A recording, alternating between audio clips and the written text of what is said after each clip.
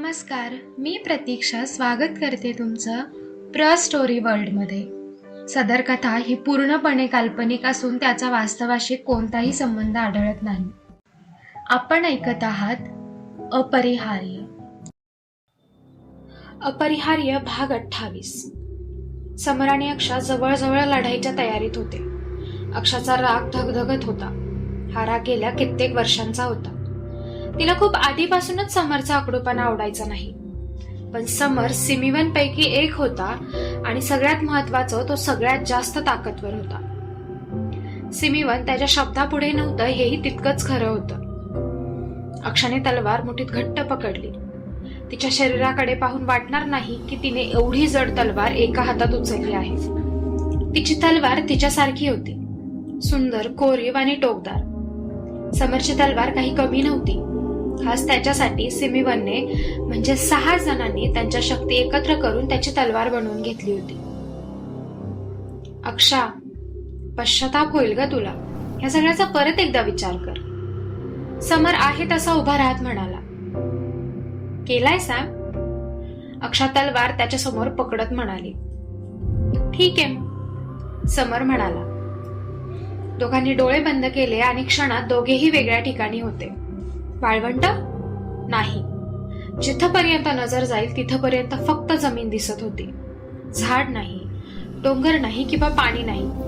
माणसाचा लवलेश सुद्धा नव्हता तिथे. समरने ओठांचा कोपरा वर करत अक्षाला पाहिलं आणि डोळे बंद करून त्याने पाठीवरून त्याची तलवार काढली. त्याचा रंगरूप एकदम बदललं. अंगावर असलेले कपडे जाऊन आता त्याच्या अंगावर काही मोजकेच कपडे होते. पायात चांबड्याची पांढरी बुटं, छातीवर पांढऱ्या रंगाची चमकणारी चिलखतं, हातात तलवार आणि मनगटावर पांढरे संरक्षक. केस आहे तसेच होते त्याचे, पण त्याचे डोळे मात्र निळे झाले होते.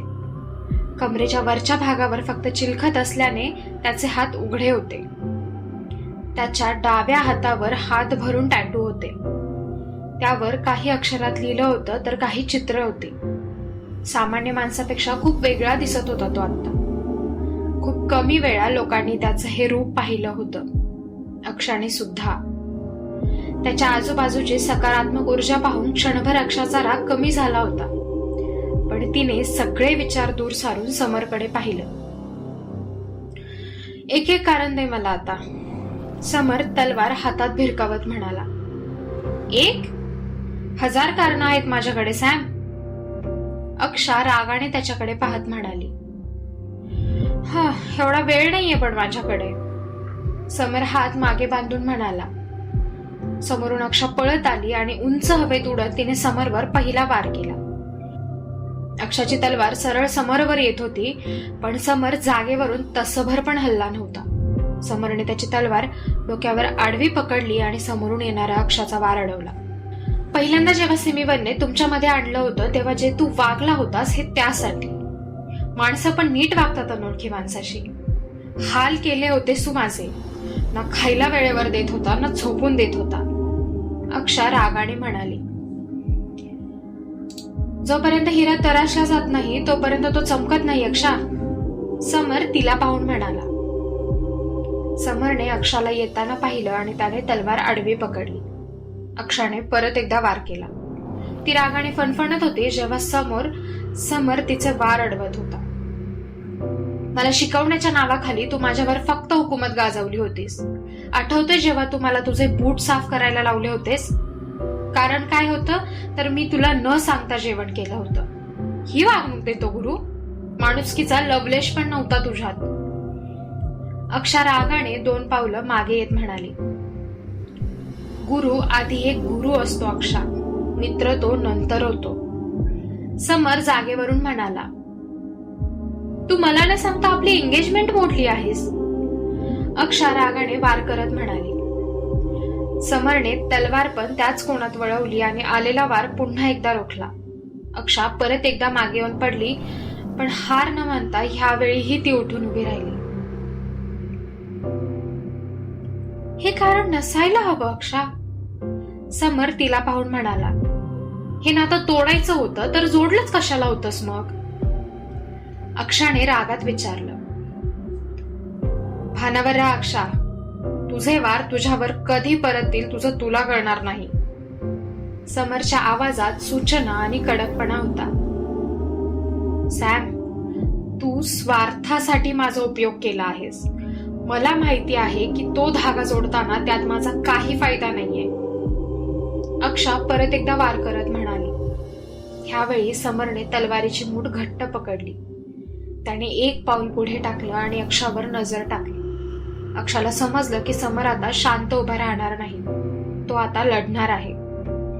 अक्षाने स्वतःला तयार केलं आणि एका हातात तलवार घट्ट पकडली. समरने एक पाऊल तिच्याकडे टाकलं तशी अक्षा धावत त्याच्याकडे आली. तलवारीची पाती एकमेकांवर आदळत होती. एक वार समर करत होता तर एक अक्षा. एका पाठोपाठ एक सुरूच होतं. अक्षा कमी पडत नव्हती, पण ज्या क्षणी अक्षाने समरच्या डोळ्यातली चमक पाहिली त्या क्षणी तिचा जोर कमी झाला आणि क्षणात समरच्या तलवारीचं टोक अक्षाच्या मानेमध्ये होतं. समर तिला आव्हान देऊन पाहत होता. अक्षा, एक गोष्ट लक्षात ठेव. तुला मी खूप चांगल्या पद्धतीने वागवलं जेव्हा तू सिमी-1 मध्ये आलीस. मौर्यला जर तू विचारलं ना तर तू थक्क होशील ऐकून की मी त्याच्यासोबत काय केलं आहे ते. राहिला प्रश्न माझा स्वार्थी असण्याचा, तो धागा मी माझ्या स्वार्थासाठी जोडलाच नव्हता. माझ्यात काही एक बदल झाला नाहीये तो धागा जोडल्यापासून. त्या धाग्याचा आणि त्या अंगठीचा एकूण एक फायदा तुला होता. फक्त तुझ्यासाठी मी तो धागा जोडून घेतला होता, तोही हेराच्या फक्त एका शब्दावर. समर्थीच्या डोळ्यात आरपार पाहत म्हणाला. काय? अक्षा अविश्वासाने म्हणाली. महत्वाचा नियम आहे अक्षा लढायचा. लक्ष भरकटलं की नेम चुकतोच. समर अक्षाच्या गळ्यात असलेल्या नेकलेसला छोटस बीळ पाडत म्हणाला. अक्षाचा अर्धा जीव गेल्यासारखं वाटत होतं तिला. तुला म्हणालो होतो ना मी की पश्चाताप होईल तुला. नाही म्हणत अक्षा मोठ्याने ओरडली. समरने ओठांचा एक कोपरा वर केला आणि तलवार पाठीला लावली. विजयी हास्य घेऊन तो तिच्या समोर उभा होता. समर, तू हे काय केलंस? अक्षा घाबरून म्हणाली. तिच्या नेकलेसला एकदम छोटस न दिसणारं बीळ समरने पाडलं होतं. अक्षाचा अर्धा जीव गेल्यासारखं वाटत होतं तिला. तुला म्हणालो होतो ना मी की पश्चाताप होईल तुला. समर तिच्याकडे दयेच्या नजरेने पाहत म्हणाला. अक्षाने नेकलेसला हात लावला. तिच्या गळ्यातला तो लक्ष वेधून घेणारा नेकलेस तिच्या शक्ती होत्या. तिच्या सगळ्या शक्ती संघटित करून त्या नेकलेसमध्ये ठेवल्या होत्या आणि आता नेमकं त्याला बीळ पडलं होतं. समर हसला आणि अचानक सगळं होतं तसं झालं. ते दोघेही परत एकदा त्याच्या फ्लॅटमध्ये होते. ह्याला फक्त मौर्य ठीक करू शकतो, पण आता त्याच्याकडे कुठलीच शक्ती नाहीये. काय करू मी? अक्षा गोंधळून म्हणाली. वाट बघ फक्त आता. समर हसत म्हणाला आणि तो बेडरूमकडे निघून गेला. अक्षाने डोक्याला हात लावला आणि ती तशीच सोफ्यावर बसली. तिची अक्कल बंद पडली होती अचानक असं झाल्याने. दर्पण तिच्या फ्लॅटमध्ये आली होती. तिने बॅग वगैरे आवरली होती. बॅग घेऊन ती बाहेर पडली. कॅब खाली आली हे पाहून ती लिफ्टकडे आली. लिफ्टमध्ये आली तेव्हा तिला मौर्य आत दिसला. काय हिरो, कुठे गायब होता तुम्ही? दर्पणने त्याला पाहून विचारलं. बस फिरत असतो असाच. तुम्ही कुठे निघालाय? मौर्यने विचारलं. आईकडे चाललीये. दर्पण आनंदाने म्हणाली. अरे वा, हॉस्पिटलमध्ये नाही का जाणार मग? मौर्यने विचारलं. नाही, सुट्टी आहे मला 3 दिवस. दर्पण एकदम आनंदाने म्हणाली. अरे वा, मजा करा मग. मौर्य म्हणाला. अचानक त्याला कशाची तरी चाहूल लागली आणि तो तिथून गायब झाला. दर्पण गोंधळून गेली. लिफ्ट थांबली आणि ती बाहेर आली. कॅब ड्रायव्हर तिच्याकडेच पाहत होता. तिने बॅग डिक्कीमध्ये ठेवली आणि ती आत येऊन बसली. ती बसली आणि दुसऱ्या बाजूने कोणीतरी अचानक आत येऊन बसलं. मिस्टर म्हणत दर्पणने त्याला पाहिलं. हाय, समर हात हलवून म्हणाला. तू इथे काय करतोय? दर्पण रागाने म्हणाली. दादा तुम्ही चाला, समर ड्रायव्हरला पाहून म्हणाला. तमाशा नको करूस, मी माझ्या कामासाठीच चाललोय. समर तिच्याकडे न पाहता म्हणाला. कसलं काम? दर्पण मोठ्याने रागात म्हणाली. समरने तिला आणि तिच्या प्रश्नाला दोघांना दुर्लक्षित केलं. दर्पणने रागात त्याला पाहिलं. समजता कोण हो तुम्ही स्वतःला? काल मोठ्या तोऱ्यात म्हणाले होते की माझ्यासमोर येऊ नको, आणि आता स्वतः इथे आला आहात. हवंय काय तुम्हाला माझ्याकडून? दर्पण रागात म्हणाली. आधी तू ठरव, तुम्हाला अरे दुरे करणार आहेस की आहो जाऊ. दरवेळी असं वेगळं वेगळं बोलून माझं डोकं नको खराब करूस. समर तिच्याकडे तिरप्या नजरांनी पाहत म्हणाला. दर्पण आता शांत झाली. तिने हेडफोन्स काढले आणि ते कानात लावले आणि तिने गाणे सुरू केले. तिने समरकडे दुर्लक्ष करायचं ठरवलं. ती तशीच बसून राहिली. इथे काय झालंय? समरने तिच्या डोक्यात असलेल्या जखमेला पाहून विचारलं, पण दर्पणला ते ऐकू गेलं नाही. दर्पणने त्याच्या प्रश्नाचं उत्तर दिलं नाही हे पाहून समरने रागात तिचे हेडफोन्स ओढले. त्याने एवढ्या रागाने ओढले की त्या वायर हेडफोन्सचे 2 तुकडे झाले. दर्पणने तोंड उघडून अविश्वासाने त्याला पाहिलं. तिच्या कपाळावर आठ्या पडल्या होत्या. समर त्याच्या हातातल्या हेडफोन्सला पाहत होता. त्याने ते दर्पणच्या हातात ठेवले. गाडी थांबवा, दर्पण रागाने म्हणाली. ड्रायव्हरने गाडी बाजूला केली. दर्पण उतरली आणि तिने मागून तिचं सामान काढलं. मागोमाग समर पण उतरला. त्याने दर्पणला डोळ्यांच्या कोपऱ्यांनी पाहिलं. दर्पणने कॅब ड्रायव्हरला पैसे दिले.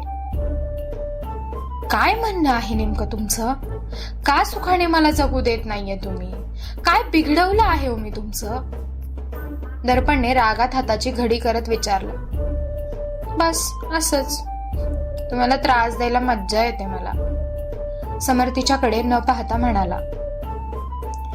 दर्पणने बॅग घेतली आणि रोडने चालू लागली. समर तिला जाताना पाहत होता. दर्पण चालत पुढे आली. तिने वेळ पाहिली आणि डोक्याला हात लावला. ट्रेनची वेळ निघून चालली होती आणि इथून स्टेशन पण बरंच लांब होतं. टॅक्सी किंवा रिक्षा पण तिला दिसत नव्हत्या. तिने मागे वळून पाहिलं तर समोर दूर दूरपर्यंत कुठेच दिसत नव्हता. रागात तिने पाय आपटले. एक रिक्षा तिला दिसली तसं तिने रिक्षाला हात केला. स्टेशन? तिने विचारलं. ड्रायव्हर हो म्हणाला आणि दर्पण रिक्षामध्ये बसली.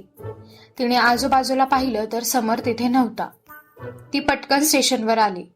ती धावत प्लॅटफॉर्मवर आली आणि तिने पाहिलं तर तिची ट्रेन नुकतीच गेली होती. आईबाबांना सरप्राईज द्यायची तिची इच्छा सुद्धा त्या ट्रेन सोबत निघून गेली. हताशपणे तिने जाणाऱ्या ट्रेनला पाहिलं. तिला बरं वाटत नव्हतं, नाहीतर ती दुसऱ्या ट्रेनने गेली असती. 3 ते 4 तासांचा प्रवास ती उभी राहून करूच शकत नव्हती. त्यामुळे तिने आधीच तिकीट्स बुक करून ठेवले होते. निराशेने मान डोलून डोळ्यात आलेले अश्रू रोखून तिने बॅग उचलली आणि परत बाहेर आली. गेली वाटतं ट्रेन, समोरून आवाज आला. जीव घेणार आहे मी तुझा, दर्पण मोठ्याने ओरडली. एवढा स्वस्त वाटला का तुला माझा जीव? समर तिला पाहून हसत म्हणाला.